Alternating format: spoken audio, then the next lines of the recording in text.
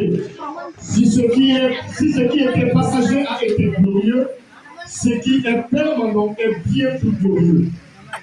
Et en tant que cette espérance, nous usons d'une grande liberté et nous ne faisons pas comme Moïse, qui mettait un voile sur son visage pour que les fils d'Israël ne le fixassent pas les regards sur la fin de ce qui était passager.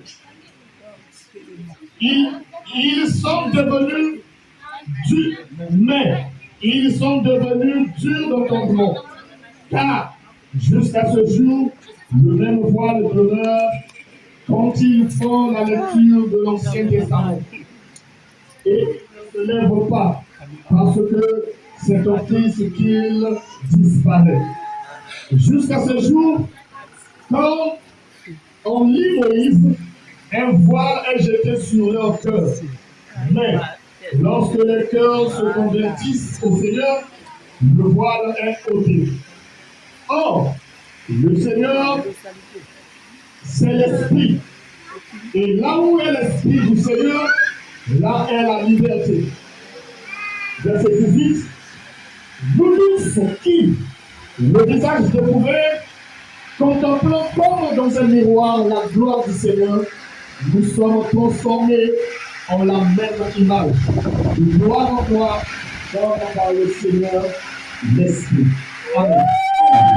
La parole du Seigneur, le Balanzambe, on attend, l'état du sous Maboko ya bien pour la Balanzambe, et puis ça te dit si Maboko ya bien, ma frère, vous n'avez pas Maboko pour le bout de la Balanzambe.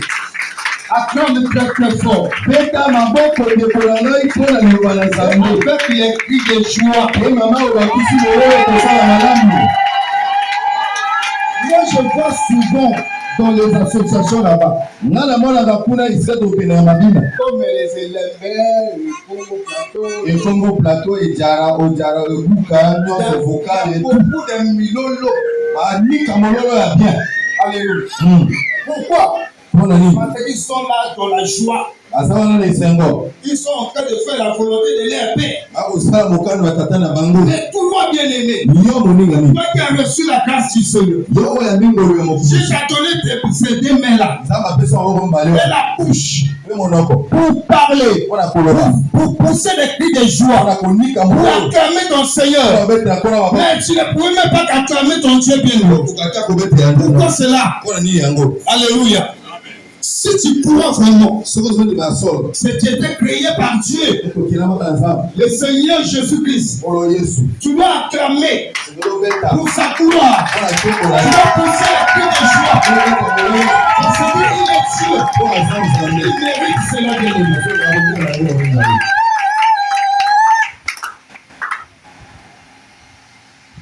nous. Ici, alors, je réponds d'abord le verset 16. Mais lorsque les cœurs se convertissent au Seigneur, le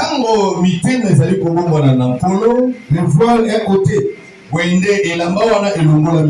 Oh, le Seigneur, c'est l'Esprit. Là où est l'Esprit du Seigneur, c'est là où il y a la liberté. Le Seigneur, c'est l'Esprit.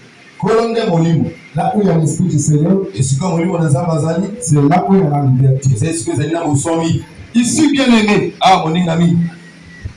ce qui se passe ici, c'est le témoignage de l'apôtre Paul. Il témoigne des effets qui étaient passés au sortir des enfants d'Israël. Parce que le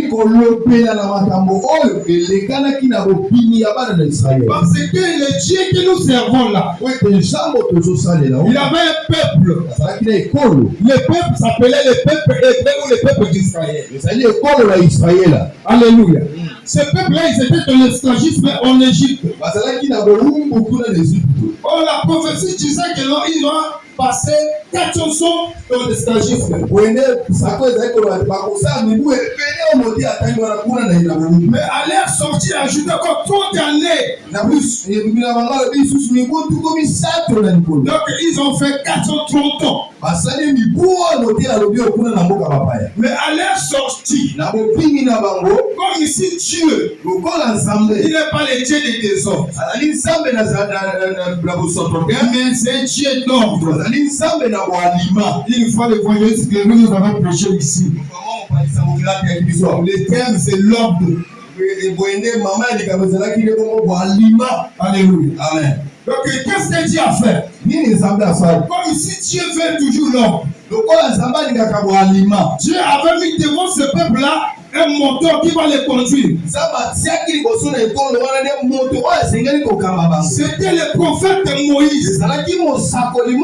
Oh, malheur même à d'autres prédicateurs qui sous-estiment le prophète Moïse. Alléluia. Parmi les prophètes qui ont fait la gloire à la puissance de Dieu, c'est le prophète Moïse. Parce que c'est ce que Moïse avait vécu avec Dieu. Il n'y avait pas beaucoup de prophètes qui avaient vu cela. Et ce que Dieu a manifesté par la main de Moïse dans le pays d'Égypte, c'est le monde des miracles et des prodiges. Alléluia. Donc il est un grand prophète de Dieu. Parce qu'à base du prophète Moïse, c'est maintenant que la grâce est venue. Moi, je peux dire ça comme ça. Je n'ai pas dit que lui est écrit. C'est à base du prophète Moïse. Pourquoi je dis c'est à base du prophète Moïse? Parce que c'est lui qui a reçu de Dieu la loi. Alléluia. Et s'il n'avait pas la loi, la grâce ne pouvait pas se présenter. Alléluia, les enfants de Dieu. Est-ce que vous me comprenez? Saisis-moi bien, bien-aimé. Saisis-moi bien. C'est Dieu qui a donné à Moïse la loi. La loi là, ce n'était pas la loi de Moïse, mais c'était la loi de Dieu qui avait donné au peuple pour que le peuple puisse suivre ses ordonnances et ses commandements. Alléluia. Pour quelle raison? Pour que le peuple soit saint d'abord. Pour que le peuple ne soit pas un peuple de désordre. Un peuple qui ne mélange pas beaucoup de dieux. Parce qu'il est écrit. Écoute Israël. Le Seigneur Dieu est un. Donc Adonai, c'est seulement le même Dieu. Là, tu dois l'adorer dans toute ta pensée, dans toute ton âme, dans tout ton cœur et de toute ta force de l'ennemi. Donc la loi là, c'était comme ça. Pour que les enfants de Dieu puissent marcher dans la crainte de l'Éternel. Or, dans cette loi, qu'est-ce que Dieu avait mis? C'était maintenant donc la condamnation. Pourquoi la condamnation là? Parce qu'il est écrit, l'âme qui pêche, c'est celle qui mourra.